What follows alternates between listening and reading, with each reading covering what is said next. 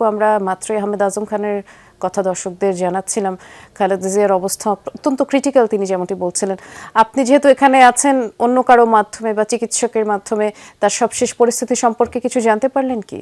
বৃষ্টি, আহমেদ আজম খান যেটি বলেছেন এখন পর্যন্ত আসলে সেটি সবশেষ তথ্য আমাদের কাছে রয়েছে, এবং কিছুক্ষণ আগে আমরা জেনেছি যে বিদেশ থেকে একটি চিকিৎসক দল দেশে এসে এভারকেয়ারে এসে পৌঁছেছেন, এবং তারা খালেদা জিয়ার যে চিকিৎসক বোর্ড রয়েছেন, দেশি বিদেশি চিকিৎসকদের সমন্বয়ে গঠিত যে মেডিকেল বোর্ড রয়েছে, সেই বোর্ডের সাথে তারা যুক্ত হবেন এবং খালেদা জিয়ার যে চিকিৎসা ব্যবস্থা আছে সেটি তারা পর্যবেক্ষণ করবেন। এবং আহমেদ আজম খান যেটি বলেছেন যে তার অবস্থা অত্যন্ত ক্রিটিক্যাল এবং তাকে ভেন্টিলেশনে নেওয়া হয়েছে।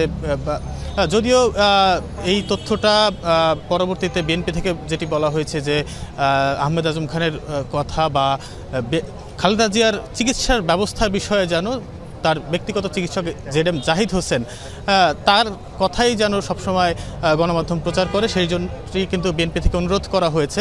ফলে আমরা এই মুহূর্তে আসলে অপেক্ষা করছি যে তার ব্যক্তিগত চিকিৎসক জেড এম জাহিদ হোসেন কখন আসলে গণমাধ্যমের সামনে আসবেন এবং তিনি আসলে আমাদেরকে জানাবেন যে মূলত এই মুহূর্তে খালেদা জিয়ার শারীরিক অবস্থা কী অবস্থায় রয়েছে এবং তার চিকিৎসা ব্যবস্থা কোন প্রক্রিয়াতে চলছে।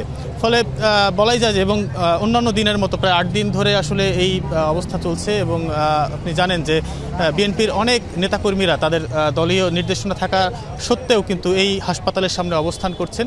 খালেদা জিয়ার যারা গুণগ্রাহী আছেন, তার সমর্থকরা রয়েছেন, তাকে ভালোবাসেন এমন অনেক মানুষই আছেন এখানে, যারা কিনা এখানে এসে ভিড় করছেন এবং হাসপাতালের সামনেই অবস্থান করছেন।